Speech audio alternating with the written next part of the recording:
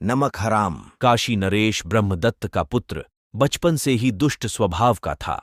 वह बिना कारण ही मुसाफिरों को सिपाहियों से पकड़वा कर सताता और राज्य के विद्वानों, पंडितों तथा बुजुर्गों को अपमानित करता। वह ऐसा करके बहुत प्रसन्नता का अनुभव करता। प्रजा के मन में इसलिए युवराज के प्रति आदर के स्थान पर घृणा और रोष का भाव था। युवराज लगभग 20 वर्ष का हो चुका था। एक दिन कुछ मित्रों के साथ वह नदी में नहाने के लिए गया। वह बहुत अच्छी तरह तैरना नहीं जानता था, इसलिए अपने साथ कुछ कुशल तैराक सेवकों को भी ले गया।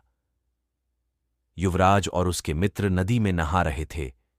तभी आसमान में काले काले बादल छा गए। बादलों की गरज और बिजली की चमक के साथ मूसलाधार वर्षा भी शुरू हो गई। युवराज बड़े आनंद और उल्लास से तालियां बजाता हुआ नौकरों से बोला, आहा, क्या मौसम है! मुझे नदी की मंझधार में ले चलो। ऐसे मौसम में वहां नहाने में बड़ा मजा आएगा। नौकरों की सहायता से युवराज नदी की बीच धारा में जाकर नहाने लगा। वहां पर युवराज के गले तक पानी आ रहा था और डूबने का खतरा नहीं था, लेकिन वर्षा के कारण धीरे धीरे पानी बढ़ने लगा और धारा का बहाव तेज होने लगा। काले बादलों से आसमान ढक जाने के कारण अंधेरा छा गया और पास दिखना कठिन हो गया। युवराज की दुष्टता के कारण इनके सेवक भी उससे घृणा करते थे, इसलिए उसे बीच धारा में छोड़कर सभी सेवक वापस किनारे पर आ गए। युवराज के मित्रों ने जब युवराज के बारे में सेवकों से पूछा तो उन्होंने कहा कि वे जबरदस्ती हम लोगों का हाथ छुड़ाकर अकेले ही तैरते हुए आ गए। शायद राजमहल वापस चले गए हों।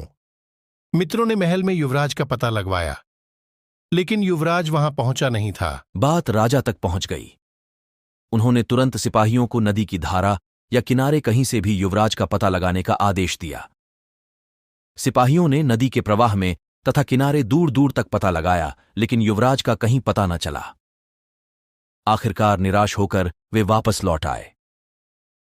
इधर अचानक नदी में बाढ़ आ जाने और धारा के तेज होने के कारण युवराज पानी के साथ बह गया। जब वह डूब रहा था तभी उसे एक लकड़ी दिखाई पड़ी। युवराज ने उस लकड़ी को पकड़ लिया और उसी के सहारे बहता रहा। आत्मरक्षा के लिए 3 अन्य प्राणियों ने भी उस लकड़ी की शरण ले रखी थी, एक सांप, एक चूहा और एक तोता। युवराज जोर जोर से चिल्ला रहा था, बचाओ बचाओ!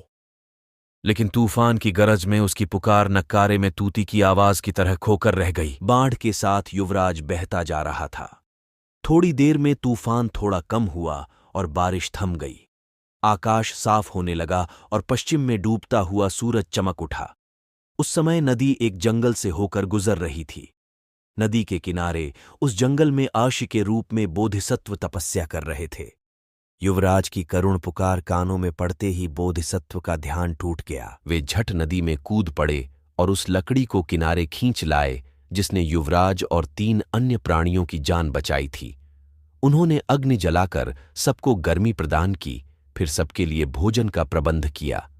सबसे पहले उन्होंने छोटे प्राणियों को भोजन दिया, तत्पश्चात युवराज को भी भोजन खिलाकर उसके आराम का भी प्रबंध कर दिया। इस प्रकार वे सब बोधिसत्व के यहाँ 2 दिनों तक विश्राम करके पूर्ण स्वस्थ होने के बाद कृतज्ञता प्रकट करते हुए अपने अपने घर चले गए। तोते ने जाते समय बोधिसत्व से कहा, महानुभाव, आप मेरे प्राणदाता हैं। नदी के किनारे एक पेड़ का खोखला मेरा निवास था, लेकिन अब वह बाढ़ में बह गया है।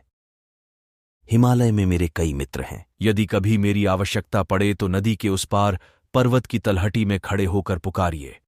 मैं मित्रों की सहायता से आपकी सेवा में अन्न और फल का भंडार लेकर उपस्थित हो जाऊंगा। मैं तुम्हारा वचन याद रखूंगा। बोधिसत्व ने आश्वासन दिया। सांप ने जाते समय बोधिसत्व से कहा, मैं पिछले जन्म में एक व्यापारी था। मैंने कई करोड़ रुपए की स्वर्ण मोहरें नदी के तट पर छिपा कर रख दी थीं। धन के इस लोभ के कारण इस जन्म में सर्प योनि में पैदा हुआ हूं। मेरा जीवन उस खजाने की रक्षा में ही नष्ट हुआ जा रहा है। उसे मैं आपको अर्पित कर दूंगा।